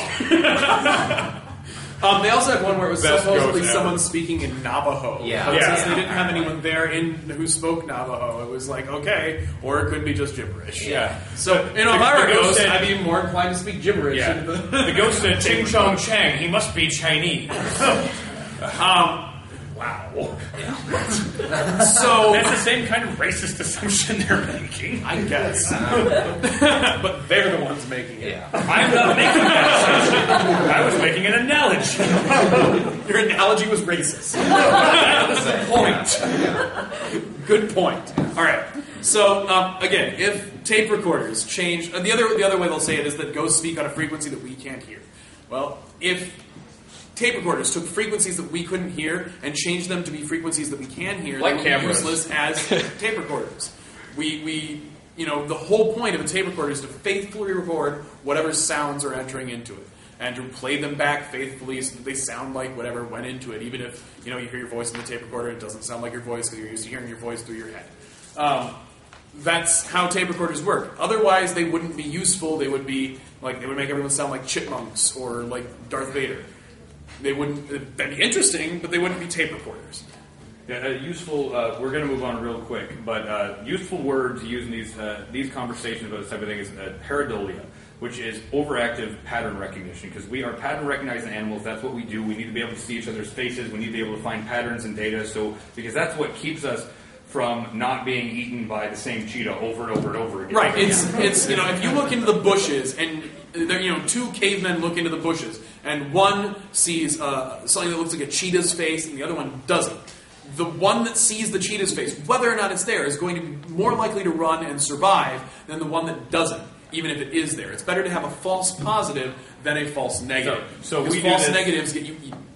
And we are very good at noticing patterns, especially faces in things. Like the face on Mars. Like the face on Mars. And so we see faces on Mars, and we see Kermit the Frog on Mars. Let's just jump there real quick. Yeah, we might as well. Like this is the Indian with the iPod. It is that's a road to an oil well and completely random geological shifting due to wind and rain and stuff. The picture from Google Earth is awesome. There's Kermit the Frog on Mars. Yeah. The smiley face on Mars that Alan Moore did not know about when he wrote Watchmen, so that's pretty cool. Yeah. And then there's the Virgin Mary on the grilled cheese sandwich.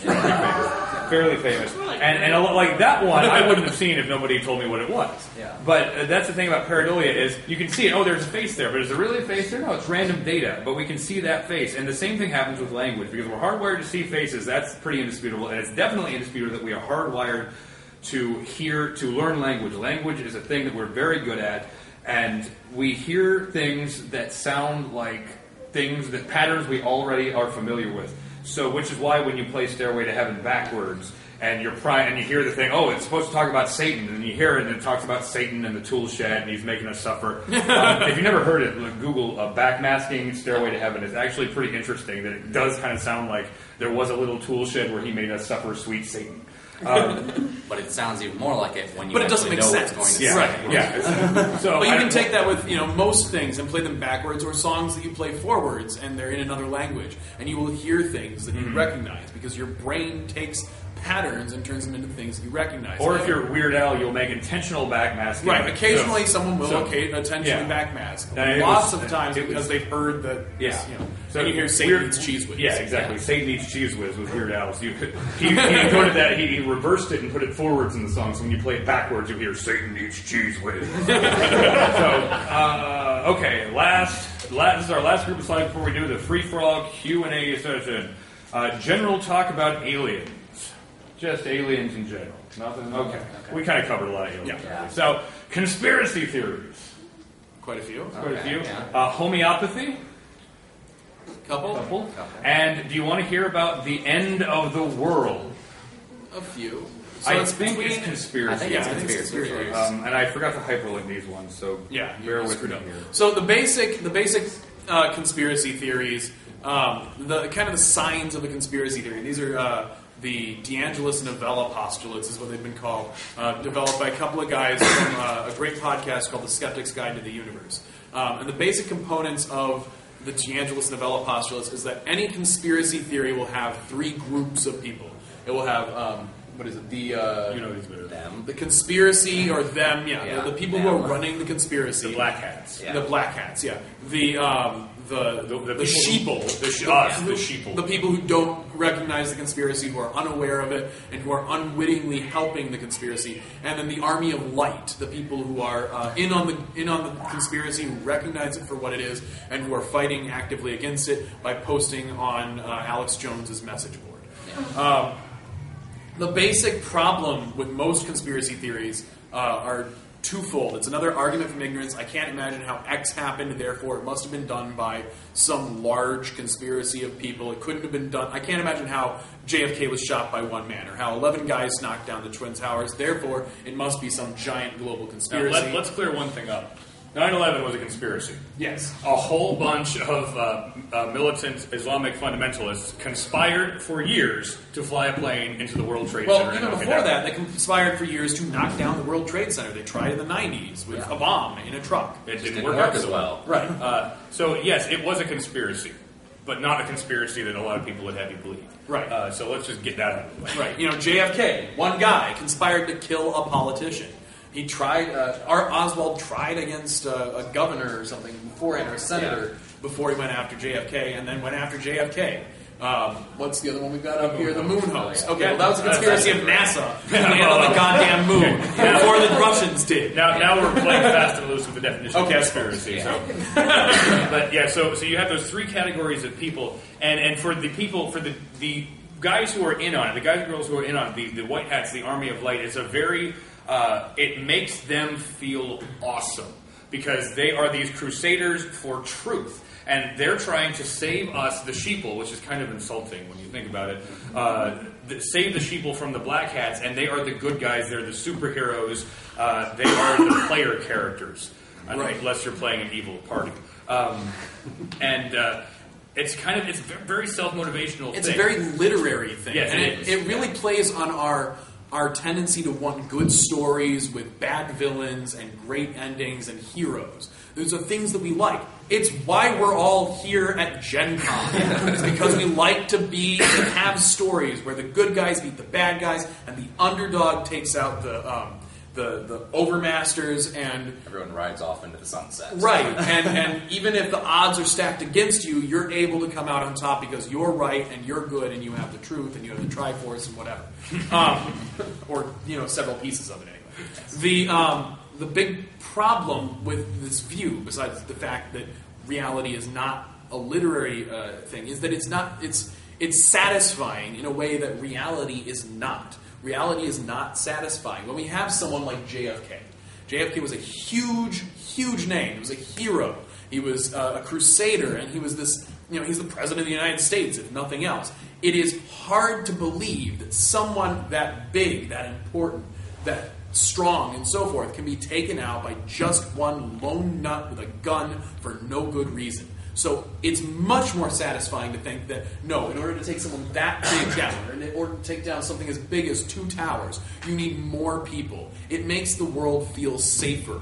Weirdly enough, when you believe that the government and all the world governments are part of some shadow conspiracy that are out to get and change the world and bring about some Armageddon and kill off 95% of the population, makes people feel safer for 2 reasons. One, it means that lone nuts don't happen, that they don't have a huge effect. And it means that I have knowledge that no one else does, and that knowledge gives me power.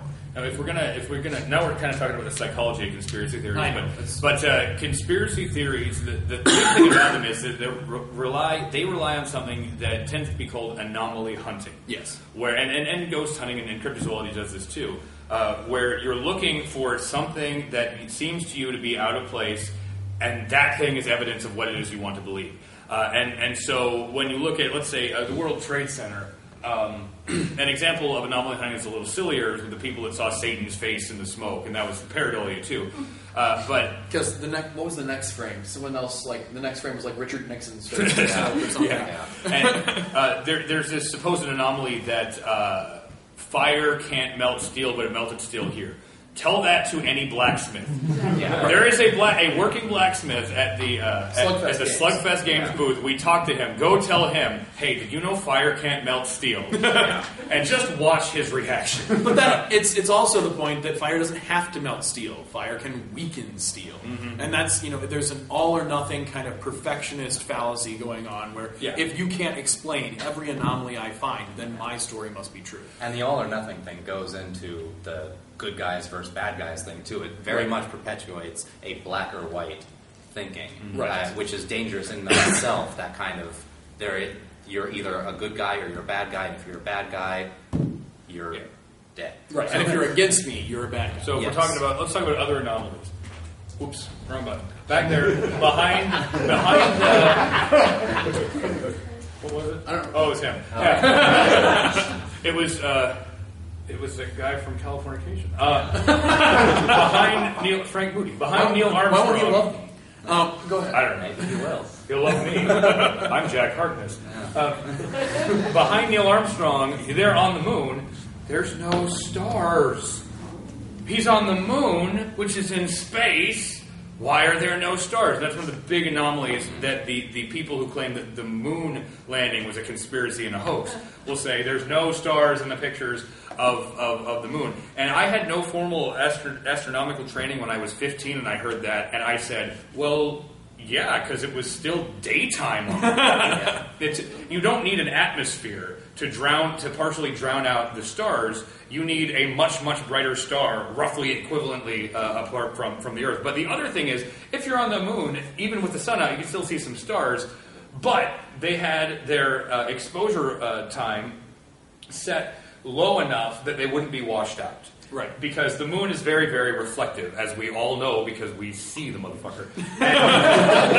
And if they had enough light coming in that they could see the pinpoint stars in the background, you couldn't see the astronauts. Because the lunar regolith is so very, very reflective. So well, you can do this. It's not really an anomaly. Right. You can do this yourself. Go out at night with like a cheap camera and take a picture of the sky. You will not find stars in your picture. Or if you do, it's on a night with a very little moonlight, and they're tiny little pinpricks in your picture. You have to extend your exposure time to see the stars. It's just a fact of photography. And yet it's something that the moon hoaxers, and the moon hoaxers are small in number and generally a little on the crazy side. But that's something that they'll seize on, or that what were some of the other ones? Oh, the flag. The flag moves, or the shadows. You can see these, and this one's a good one too, because the shadows are pointing in different directions, and they'll say that means that there were two light sources. Now, first off, you don't think they would have thought of that if they're doing this on a soundstage? Yeah. But it's something that happens when you have one light source and you have things that are different distances from each other, or things that are on angles and so on and so forth. Not you to will end up with different shadows. Reflective surface. Again. Right. And it's hard to tell distance in a photograph of the moon, too. That's because the moon is very flat, and there's a horizon, but there's no lines converging on that horizon, right, which is kind of what we deal with. To be able to tell distance. And so something that is has a different shadow angle that looks like it's 10 feet behind Neil could be 400 yards behind Neil, and it's just much bigger because we have no reference point to say how far away it is. And so when it's that much further away, the angle the light is hitting, the sunlight is hitting it at, is different. And so the shadow is going to be at a different. Where the vast majority of conspiracies fall apart is twofold. First, they assume that the conspirators are incredibly competent, so competent that they can fool everyone, they can figure out every eventuality, and every lack of evidence. Every point that's a lack of evidence is evidence that there was a cover-up. That's the one place, and yet they can be found out by some guy on the internet. Like, that hundreds of people on the internet can figure it out, even though they were super, super careful. Not only that they never silenced the hundreds of people on the internet who have figured out the conspiracy. Right. No, they didn't. That's why there are only hundreds of people. Right. And on the other hand, haven't heard of. Yes. And on the other hand, it's the amount of people involved. And I think Penn and Teller did a good example of this with the moon landing. Is that they set up the moon set and just kind of did a little mock-up joke, but they said, imagine the number of people that would have to stay quiet. Not just the astronauts and the people at NASA, but also the people in the government who are involved, all the gaffers and set crews. The best boy. Yeah. The caterers. Yeah. And everyone who built the set, every one of the cameramen, and so on and so forth. Every one of them had to keep silent. And for 40 years now. Or they all had to be murdered, and that had to be kept silent. I mean, right, and all the people who did the murdering had to be murdered. It's like the opening to Holy Grail. Those who have done the sacking have now been sacked. Right. And now the moon landing has llamas in it. And that would make the moon landing better. No, right. Unless it was a talking llama from least I could. That would be. Yeah, and so the conspiracy theories are also immune to negative evidence. That's a great thing about them, if you're a conspiracy theorist, is when somebody falsifies anything you find or points out that you're not quite correct or brings evidence to you that would show, no, this is actually the way it happened. All you have to do is say, well, clearly that's just part of the conspiracy. Right. Yeah. And it's like, that sounds kind of glib and kind of... glib, but that happens. I remember a blog conversation Tom and I had with this woman named Deborah, and it went on for weeks. And she would just come up with thing after thing after thing. We'll say, what about the other this? thing was they were mutually inconsistent conspiracy theories. Yeah. Like, because in one case they were one of the tenets of the conspiracy that she thought of was that that all the religions were working together and they were Satanists. And they wanted to reduce the population of the world to 500 million. Now, and the 500 million would be elites. Now that's a reduction in size of 6 billion, several hundred million people. Who's going to bury all those bodies? It's not the elite people who are left behind. And then she was counting on being one of the people who was left behind, and so she was stockpiling, ham and canned meat and whatever. And it's like, if I were, at least she wasn't stockpiling gold. Yeah. If I thought I was going to be one of the, if I thought there was going to be some Armageddon event and most of the planet, 99.5% of the planet was going to die, I wouldn't assume that I'm going to be part of the 0.5 left behind. And if I were, I'd probably want to kill myself because I don't want to bury that many damn dead bodies. Or have you guys seen one of the recent episodes of Futurama where they just decided to have an orgy? Yeah. Armageddon's going to happen. Let's all have sex. We're not going to survive. I must have missed that one. Yeah, it was. Well, we'll get to it later. Yeah. Yes, it was pretty good. And so we would say things, and it got to the point where I don't have a lot of patience for these things. Tom has like infinite fucking patience, and I eventually just started saying, "You're a fucking idiot. Just shut up, you fucking idiot," because I was just done. But we would bring things and say, "Okay, well, here's your claim, but here's something that shows this claim isn't true." And she just said, "You are sheeple." And she used the word sheeple unironically. You're sheeple, and you're just buying the line the conspirators are selling you because conspiracies have been vaccinated against evidence. Which is when you have a good injection of pseudoscience, it tends to vaccinate you against contradictory evidence because anything can be justified as just another level in the infinite onion levels of the conspiracy. And this wouldn't be a problem if people weren't using it to make money off gullible people, and if people weren't... Like, the thing that I found tragic about Deborah is that she was... I stopped calling her a fucking idiot after we learned this. Yeah. She was like using all her money... She had been traveling with her son, and she was using all her money. Instead of doing the traveling that she wanted to do with her son, she was stockpiling like guns and water and canned food for the apocalypse. And it was just sad. And eventually, instead of arguing against her, it was just like, Deborah, please see a psychologist. She really needed help, and it was tragic to see someone who was intelligent, someone who had a family that cared about her, and someone who had who was clearly wealthy enough to travel. Mm-hmm. I wish I were wealthy enough to travel. And she was wasting this money on people who wanted to sell her stuff that she didn't need, and wasting her time and energy worrying about things that weren't true. She came in once and talked about how she was so scared because she was followed by a black car home. From the comic shop. She went to the comic shop and then was followed home by a black car.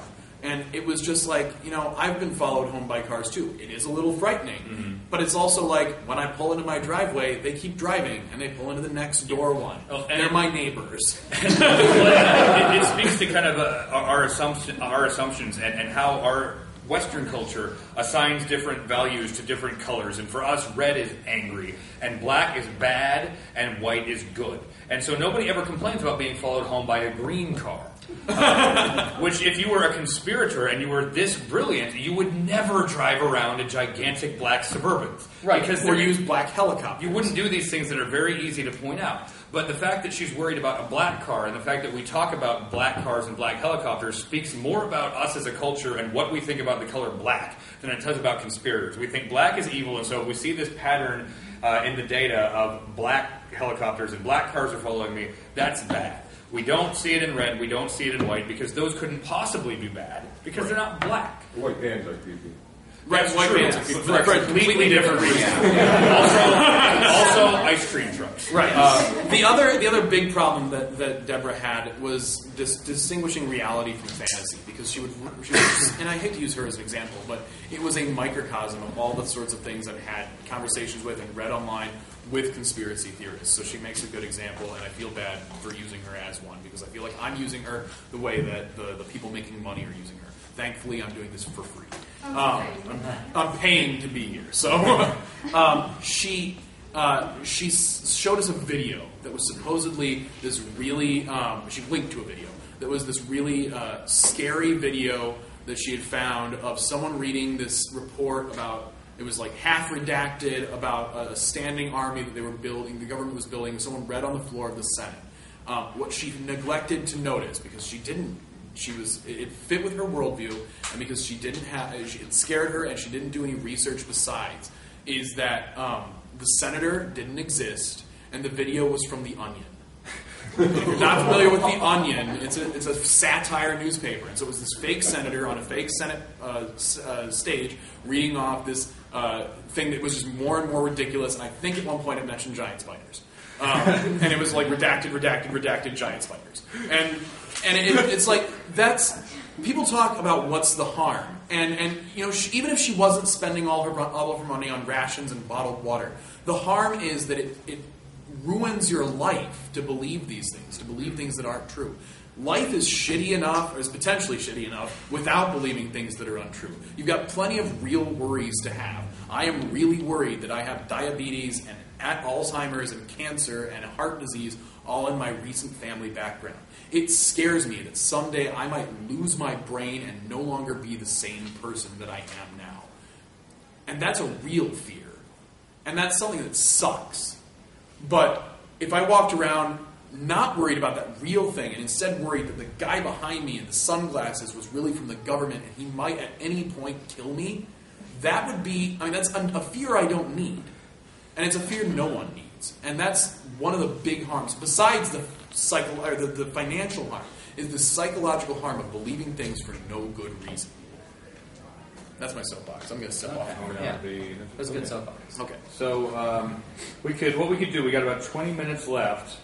We could go back and we could talk about some things other people want to hear about that were on there, or you could just ask us whatever the hell you want, and we'll say, I don't know. But I'm going to back it with this schedule of some of the other events we have and cut off everything up to here, because this is now. But like I said, 4 o'clock here we have creationism, evolution, and gaming. And apparently at 4 o'clock here, I am also giving another talk here in the same room. I'm going to have to check on that. Uh-oh. We can just tag team. People like, evolution, and I'll be like, ghost hunting. And Are you 4:30 to 5 and he's 4 to 4:30? He's 4 to 4. No, mine is an hour long. His is half an hour. So there's something I'm missing, and I hope somebody here has a program. Yeah, I think you were in like the chamber. Okay, yeah, I'll just check the sign next door. I'm probably in the chamber. So, yeah, we have a couple other things, and Tom here tomorrow at 11 is giving a talk about chain emails as an introduction to critical thinking, and how basically when somebody sends you something that says Mars is going to be as big as the moon on August 23rd, you can go to Snopes.com. Gee, thanks. Yes. That's his talk. Don't come. Spoiler. No. Actually, I've seen this PowerPoint presentation, and the PowerPoints usually suck. His is fucking amazing. So I did put a lot of effort into the PowerPoint. I still need to print it. But yeah, he'll talk. But it'll go like this, because I can talk forever, because I'm a teacher, and that's what we're trained to do. Yes. And I'm just a ham. What do you teach? So Me, next year I'll be teaching chemistry and Earth and space science. So it'll be all new for me as far as teaching it, because I taught biology and physics last year. Okay, 15 minutes. Gentlemen, we have any hands? Any questions, comments, concerns? Hollow Earth. Sorry. What? The Hollow Earth theory. Huh? The Hollow Earth theory. Hollow Earth theory. Interesting. Great for fiction. I love Warlord, like the old DC Comics Warlord. He lived in the center of the Earth and journeyed to the center of the Earth. Really interesting stuff. Completely discredited by what we know about geology. I also love, there's some guys out there who think that the Earth is hollow and we live on the inside of it. And that's neat. Yeah. That's a ballsy move, is what that is. The sun is at the core, and we are inside the hollow sphere, like standing facing the sun, but we don't know it, and somehow we can like still see the ship's mast go down over the horizon, even though it's whatever. And then the other ones are the ones. It's kind of like bullshit syncretism. The people who think that the hollow Earth exists, and there are openings on both poles where the aliens come out of. And they're not aliens. The UFOs come out of they live in the hollow Earth, and maybe they're angels, or maybe not. Well, like the Silurians. Yeah, there you go. Inside the Earth. Yes. Yeah. So, there's not really much to say about it, because the Earth, we know the Earth. It's also not hollow. It would have very different properties in it. Yeah.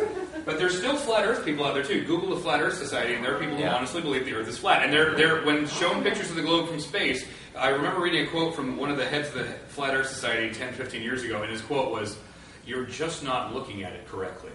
The big problem with the flat earthers, with researching the flat earthers, is that is the kind of the Poe problem. It's very hard to tell which ones are real flat Earth societies and which ones are just dicking with you because there are Poe stuff. You said, or you had a hand up. It's kind of regarding like homeopathy, herbal remedies. Right. On TV, you were talking about enzyme. They were protected by the fact they were vague. Yes. I saw a different commercial where a gentleman was advertising a book about remedies that could cure herpes. Was it Kevin Trudeau and things they don't want you to know about? Are they protected, I guess, under First Amendment, and that's why he can say those things? Kevin Trudeau has been in prison for fraud and sued by the FTC numerous times, and he's no longer allowed to sell go on TV and talk about natural cures they don't want you to know about. No, he's no longer to do it through commercials. Yes. So now he does it through infomercials. Yeah, but the guy interviewing him looks like Satan. Yes. Slick back hair and he has actually moved on, and he retools his scam every couple of years whenever somebody catches on. And he did spend time in prison for doing this. And the newest one is financial. What is it? Something like financial debt cures. Debt cures. They don't want you to know about. And so he's apparently an expert in everything. He's an economist and he knows about medicine. And Kevin Trudeau, the answer is no, he can't get away with it, but the regulation is weak enough that yes, he still can, basically. Yeah, it's a matter of he makes enough money that the fines don't matter. Are we going to talk and break down anything? No, I just figure we keep talking. I just want to say that. Okay. It's essentially the cost of doing business for him. Yeah, it really absolutely is, because the millions and millions of dollars he's made because his books are like next to the pharmacy counter at CVS, for God's sake. Although I believe that they were permanently banned from the Boots pharmacy chain in the UK. Yeah, well, great. Yeah. That's a lot of good. Yeah. And so they kind of get this legitimacy by proxy of being next to a real scientific medicine. And that's... As far as herbal medicine, herbal remedies can be great. There are lots of things that we derive from plants as far as medicine. Aspirin is derived from the willow bark, from the bark of the willow tree. And it's what we do when we take medicine from herbs or from plants or from nature is we isolate the chemical that has an effect, and we strip away all the chaff. And we strip away anything that doesn't have an effect or might be dangerous or might be harmful, because the problem with herbs is that they're so variable. You never know how much of the effective, if there's an effective ingredient, you don't know how much you're going to get, and you don't know what else you're going to get. And in the case of at least some medications, not necessarily, I don't know if they've done it, I think they've found some in herbal remedies in the United States, but I know a lot of Ayurvedic medicines from India and Southeast Asia have been found to have toxic levels of mercury and other heavy metals in them because of the soil they grow in. They grow in polluted soil, and the plants will take in those heavy metals when they grow in polluted soil. That's not good to have in you to be taking. And the problem is they're not very heavily regulated, because if you have a supplement, you can kind of just sell it as a supplement as long as you don't make specific claims, and there's not much regulation. With homeopathy, because of some laws passed in the 1800s, homeopathy, brief statement is that it's water. It's basically water. The whole idea of homeopathy is the more you dilute something, the stronger it gets, which is kind of the opposite of chemistry and everything we know about chemicals. But homeopathy is more exempt from testing than other kinds of